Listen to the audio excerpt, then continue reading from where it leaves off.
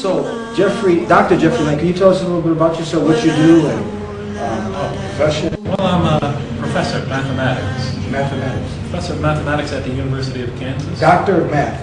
Yes. Yes. In Lawrence, Kansas. Okay, good. How long have you been doing this?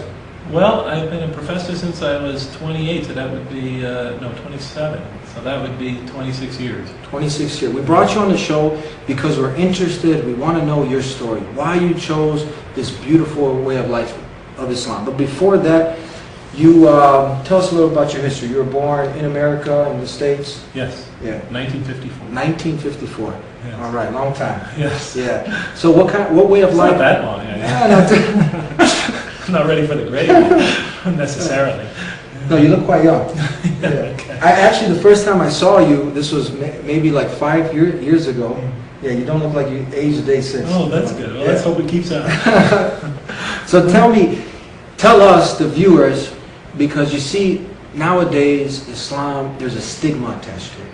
So now, someone as bright as yourself, who's a doctor, who is an intellectual, for someone who is afraid of Islam, who doesn't understand Islam, they want to know, why would this man choose Islam as his way of life? Oh, well, I was an atheist before becoming a Muslim. You didn't believe in God? I didn't believe in God. Were you born into a family of atheists? Or? No. I grew up in a Roman Catholic family. I went to Catholic school my entire life, from first grade to senior high in high school. And my mother was very, very devout. My wonderful woman, wonderful believer, very extremely charitable. My father, he believed very much in God and in the Catholic Church, but he had a terrible drinking problem. He was an alcoholic and he was very violent. So at an early stage in my life, I mean, living with a nightmare of my father's violence, and the target of that violence was usually my mother. And I remember praying when I was a little kid in bed, night after night, please take my father out of our lives. Stop this unending nightmare. It was that bad? It was that bad. I thought he was going to kill her. I thought I'd wake up in the morning and not find her there. Of course, I'm a young kid at the time, 8, 9, 10. As you grow older, you realize, oh, this has happened many times. She'll survive. So, but, it leaves very deep scars. So when I was 16, it created in me doubts about the existence of God. Why would God, this loving God, expose my mother to lifelong torment and torture? What sin did she commit to deserve this? Why would he let the strong oppress the weak? Why would he create us to experience such violence and suffering in this way? There's nothing wrong with wanting to know the answers to these questions. It's natural. Of course not. It is natural, especially when you're living with them daily. So doubts about the existence of God crept in early in my life. And they only got accentuated as I grew older, and we experienced the Vietnam War, experienced the race riots in cities like mine of the 60s, the assassinations of political leaders. It was rampant, or at least it seemed that way at that time. Heroes like John F. Kennedy and Robert Kennedy and Martin Luther King get gunned down, to replaced by the most corrupt rulers that we thought. So, why would God make it this way? The question, which was rooted in my childhood experience, grew as I got older. So when I was 16, since I could never find really, even though I was in Catholic school all of my life, and this is nothing against the Catholics, even though I couldn't find coherent and cogent answers to those questions, 16, I became an atheist. You wanted to know why the weak were getting oppressed by the strong. You wanted to know why all this corruption, these in society, and you were looking for answers, and the way of life you were brought up to didn't answer these questions. You have to remember, I'm going to Catholic school every day, and this is not against the Catholics, but I have many other things going on in my life. I'm exposed to religion every day. What about Christianity? I mean, we understand Christianity, Catholicism has the same kind of creed that Jesus is God, He's the Son of God, He's 1 in 3. So what if someone says, well, you were in the wrong faith, why didn't you choose Christianity? Were you exposed to that at all? Yeah, well, I was a Christian at the time. Yeah.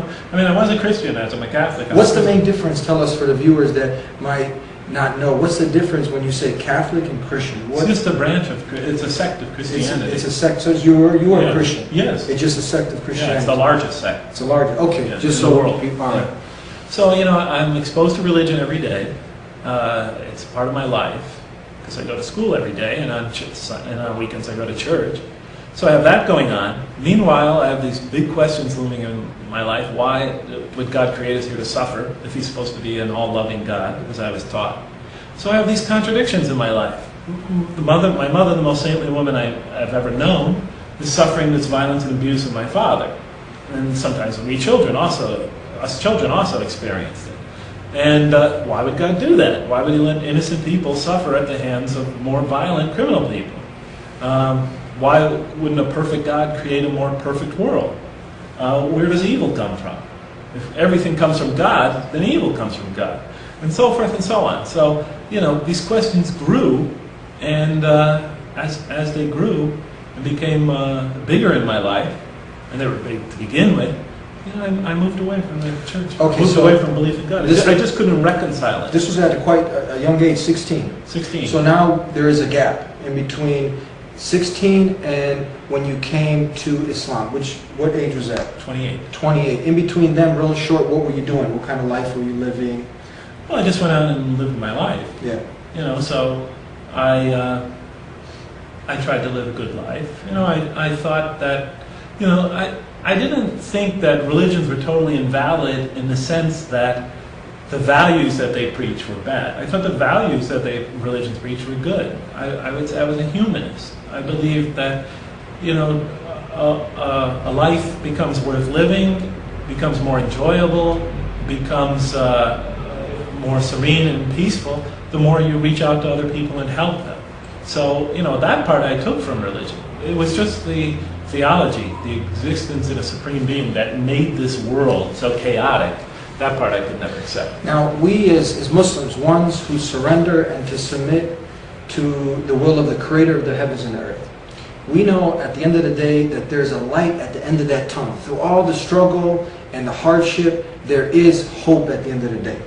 But how did you, as an atheist, one who didn't believe in God, was there hope at the end of the day? Was there light at the end of the tunnel when you would hit rock bottom? And did you ever hit rock bottom that you were like, who would you call out to? Who would you, when you're alone in your room, it's pitch black, or you just came from a hard day, the world's on top of you, you feel like it's going to crumble over you, who do you reach out to? Who did you reach out to?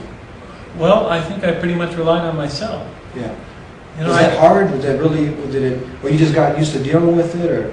Well, yeah, I got used to, and I never really had to get used to dealing with it. Surprisingly, my life went pretty smooth after I became an atheist. Yeah. Yeah, I went away to college, got away from the family. I see. Was married, when I was around 21. The marriage didn't last, but it was a peaceful marriage. Yeah. It lasted a couple of years. I was very successful in school. Went to graduate school. Yeah. Did well there. So nothing really went badly, and but I assumed that if something did go badly, that was just one of the accidents of life. So where the shift now? If everything was going smooth, you're going to school, then how the shift? Why the shift? Oh, from being an atheist to now discovering this way of life, Islam. yeah. How did this turning point happen? Well, when I finished graduate school at Purdue University, not too far from here, I went to my first teaching job, which was at the University of San Francisco. And there I met some Muslims, a nice family. They sort of adopted me and vice versa. Yeah. And I used to discuss these issues and these questions with them. And they had a very difficult time answering them. Yeah. And so one day, they gave me a copy of the Qur'an as a present, with the understanding that they couldn't answer the questions. But, perhaps if you're still interested in looking, you might look in here. Yeah. They were really not the type to try to convert somebody. Yes. And I didn't feel that was their motive. If I did, I probably would have shied away and not ever seen them again.